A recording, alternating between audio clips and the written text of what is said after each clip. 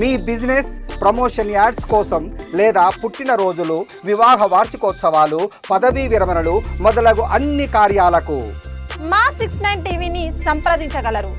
TTD chairman BR Naidu media సమావేశం నిర్వహించారు. ఈ సందర్భంగా టీటీడీ చేపడుతున్న పలు అభివృద్ధి కార్యక్రమాల వివరాలను వెల్లడించారు. చైర్మన్ మాట్లాడుతూ రాష్ట్ర వ్యాప్తంగా ఎస్టీ, ఎస్సీ, బీసీ కాలనీల్లో 5,000 ఆలయాలు, భజన మందిరాల నిర్మాణానికి టీటీడీ ప్రణాళిక సిద్ధం చేసింది. టీటీడీ నిర్వహిస్తున్న ఆలయాల్లో నిరంతరాయంగా అన్నదానం కొనసాగుతోంది. ఒంటిమిట్టలో 37 కోట్ల వ్యయంతో 100 గదుల నిర్మాణానికి నిర్ణయం తీసుకున్నట్లు వెల్లడించారు. అదేవిధంగా పవిత్ర వనం ప్రాజెక్టు కోసం 3 కోట్లు కేటాయించి తెలిపారు.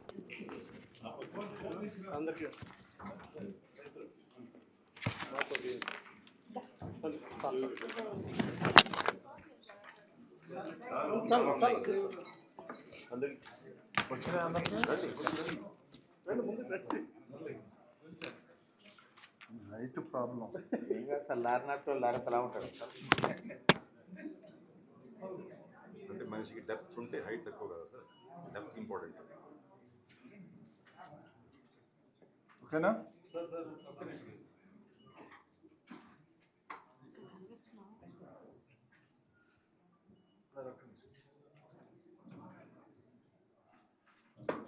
మొన్న జరిగినటువంటి బ్రహ్మోత్సవాల్లో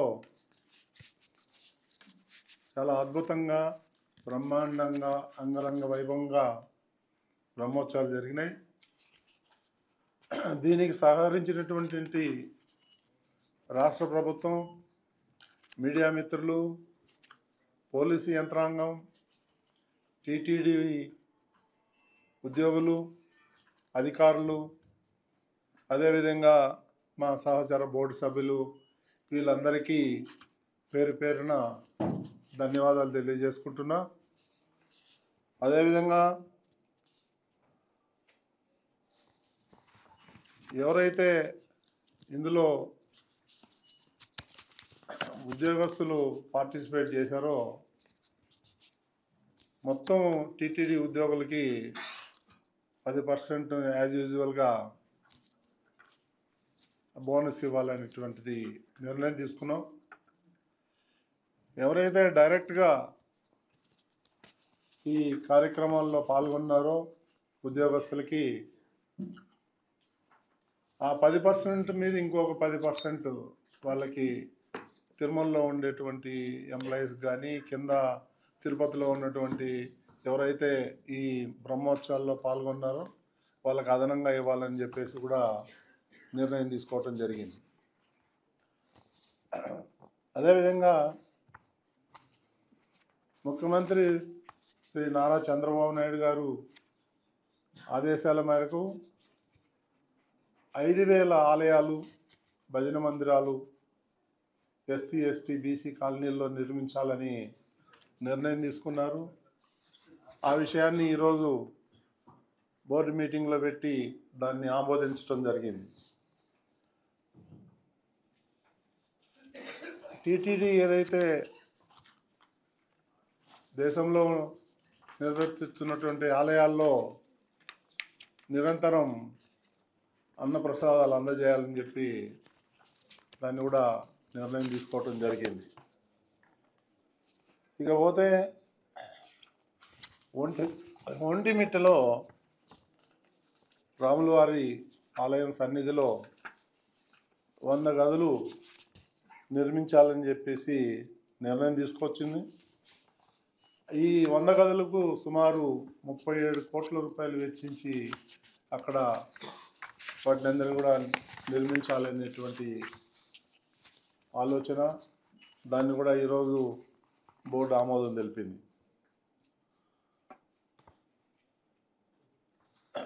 భక్తులకి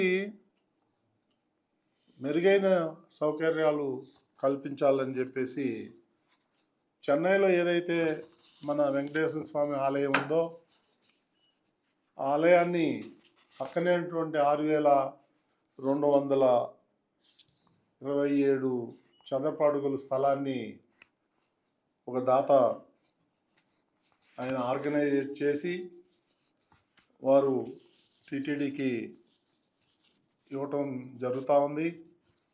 దాన్ని కూడా అక్కడ ఉన్నటువంటి తెలుగు వారందరూ కూడా చందాలు వేసుకొని సుమారు 14 కోట్ల రూపాయలు ఖర్చు పెట్టి దాన్ని టీటీడీకి ఇచ్చారు.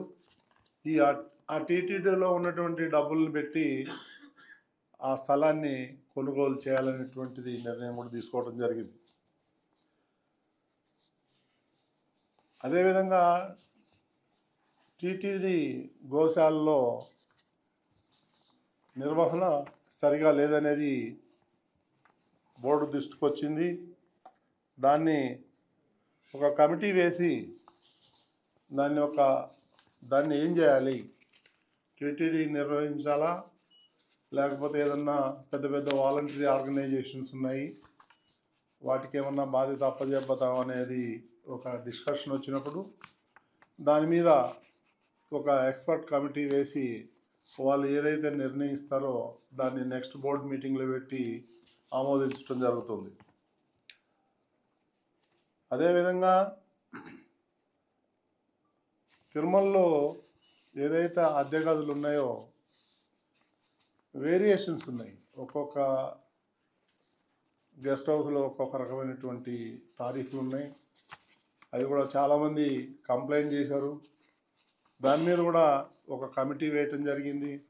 వాళ్ళు ఒక 15-20 రోజుల్లో వాళ్ళ యొక్క రికమెండేషన్స్ తీసుకొని దాన్ని ఇంప్లిమెంట్ చేయటం జరుగుతుంది.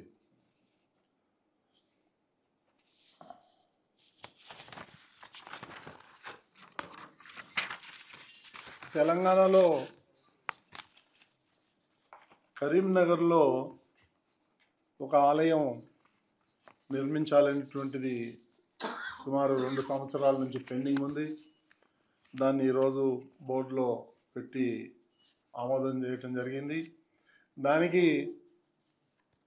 గుడి కట్టడానికి 20 కోట్లు ఖర్చు అవుతుంది. మిగిలినటువంటి ఏదైతే ఆక్సిలరీస్ ఉన్నాయో వాటికి ఇంకొక 10 కోట్లు ఖర్చు అవుతుంది. మొత్తం 30 కోట్లు పెట్టి కట్టాలనేటువంటి నిర్ణయం తీసుకున్నాం. దానికి 10 కోట్లు డొనేషన్ కూడా కలెక్ట్ చేయాలని చెప్పేసి నిర్ణయం తీసుకోవడం జరిగింది. అదేవిధంగా కాణిపాకంలో ఒక 16 కోట్లు 20 కోట్లు 25 crores 25 కోట్లు పెట్టి టీటీటీ అతిథి గృహం తర్వాత ఈ మ్యారేజ్ హాల్ ఫంక్షన్ హాళ్ళు ఒకటి ఏసీ ఒకటి నాన్ ఏసీ కట్టాలని నిర్ణయం తీసుకున్నాం. ఆ కట్టేది ఆ నిర్వహించేదంతా కూడా కాణిపాకం ట్రస్ట్ బోర్డు ఏదైతే ఉందో వాళ్ళకి మనం అప్పచెప్పదాం అనేటువంటి నిర్ణయం తీసుకున్నాం. అక్కడ ఉన్నటువంటి ప్రజాప్రతినిధి ఎమ్మెల్యే గారు ఎవరైతే ఉన్నారో వారు ఆయన ప్రోద్బలంతో ఈ యొక్క ప్రాజెక్టుని ఆమోదించడం జరిగింది. ఇక అదేవిధంగా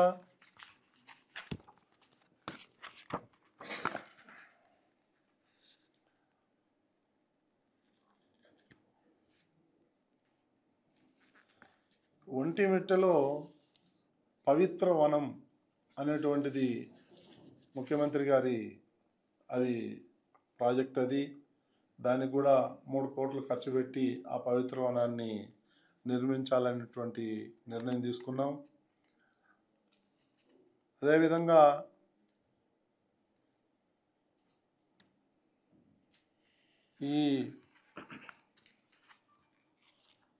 ఈ పర్చేజింగ్ కమిటీ ఏదైతే ఉందో ప్రొక్యూర్మెంట్ దాంట్లో కొన్ని అవకతవకలు జరిగినట్టు మా దృష్టికి వచ్చింది. దాన్ని ఏసీబీకి ఇచ్చి దాన్ని ఎంక్వైరీ చేయాలని చెప్పేసి ఈ కమిటీ నిర్ణయం తీసుకుంది. అదేవిధంగా వేదిక్ యూనివర్సిటీలో పనిచేస్తున్నటువంటి వీసీ సదాశివమూర్తిని తొలగించాలనేటువంటి నిర్ణయం కూడా తీసుకోవడం జరిగింది.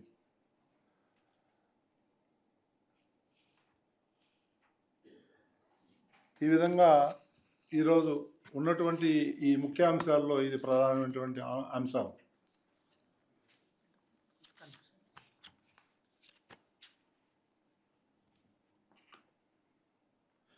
టీటీడీ తిరుమల శ్రీవారి బ్రహ్మోత్సవాలకు పనిచేసినటువంటి ఉద్యోగస్తులు ఎవరైతే ఉన్నారో బహుళం పర్మనెంట్ ఉద్యోగులకి 15,400, కాంట్రాక్ట్ అవుట్సోర్సింగ్ ఉద్యోగులకి 7,535 ఇవ్వాలని నిర్ణయం.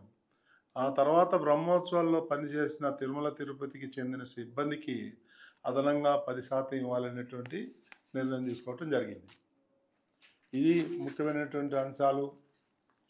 ఈ విధంగా ఈ 1 ఇయర్లో ఇంత సుదీర్ఘంగా అన్ని విషయాలు కూలంకషంగా చర్చించి ప్రతిదీ కూడా నిర్ణయం తీసుకోవటం జరిగింది. మీరు ఏమన్నా క్వశ్చన్ అడగాలంటారా? అది యాజ్ యూజువల్గా 10 రోజులే ఉంటుంది. 2 రోజులు అని ఎవరన్నారు? లేదండి, యాజ్ యూజువల్.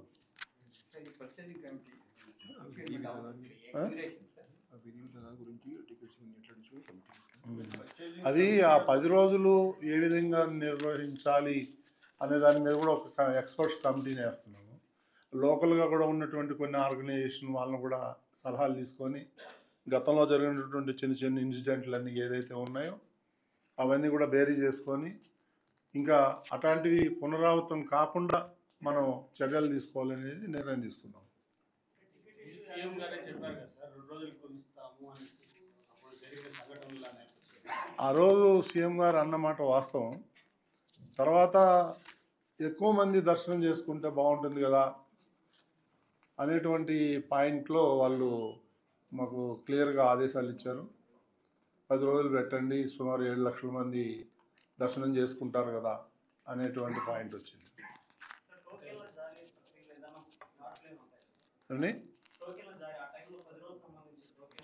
అవి యాజ్ యూజువల్గా ఉంటాయండి. దాన్ని ఎట్లా స్ట్రీమ్ చేయాలనే దాని మీద కమిటీ వేస్తాం. ఇంకా టైం ఉంది కదా 2 ఏళ్ళు. ఇప్పుడంటే దీంట్లో గత 3 సంవత్సరాల నుంచి ఆ ప్రక్రియ జరుగుతూ ఉంది. అయితే గత సంవత్సరము కొన్ని ఇన్సిడెంట్స్ జరిగాయి. ఆ ఇన్సిడెంట్స్ ఇష్టాయంటే అటువంటివి మళ్ళీ జరగకుండా ఉండాలి. అది లాస్ట్ టైం కూడా ఆనరబుల్ సీఎం గారు సమీక్షించేటప్పుడు ఇచ్చినటువంటి ఇన్స్ట్రక్షన్. కాబట్టి ఏదైతే తిరుపతిలో కౌంటర్స్ పెట్టి టోకెన్ ఇచ్చే విధానం ఉండిందో అది సరైనటువంటి విధానం కాదు. అంటే మనం టెక్నాలజీ బాగా ఉపయోగించే అవకాశం ఉంది.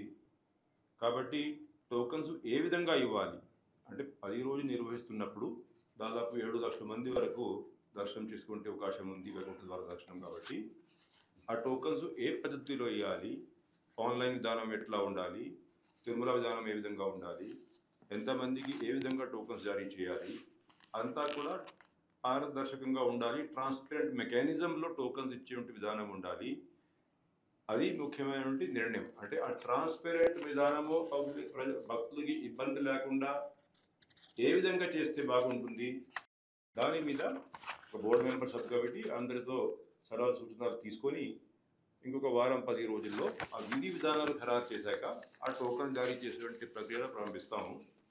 ముఖ్యంగా ఏంటంటే తిరుపతిలో ఎక్కువసేపు వేచి ఉండి వాళ్ళు తొందరపడి అంటే ముందు అని టోకన్ క్యూలో ఉంటేనే టోకన్ దొరుకుతాయి, లేకపోతే టోకన్ దొరకపోవచ్చు.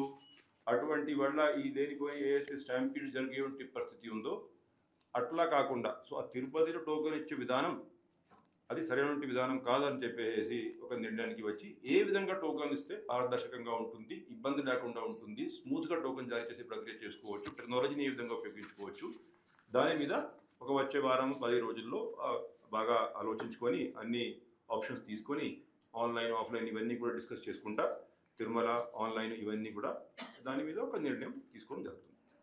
అనేది చర్చకు రాలేదు, బట్ కొన్ని విషయాల్లో మా దృష్టికి వచ్చింది. కొన్ని పర్చేజింగ్లో దాని మీద ఏసీబీకి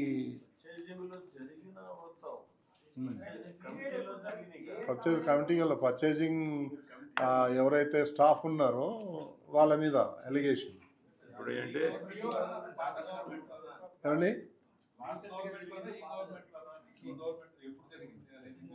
పాతది కొత్తది అన్నీ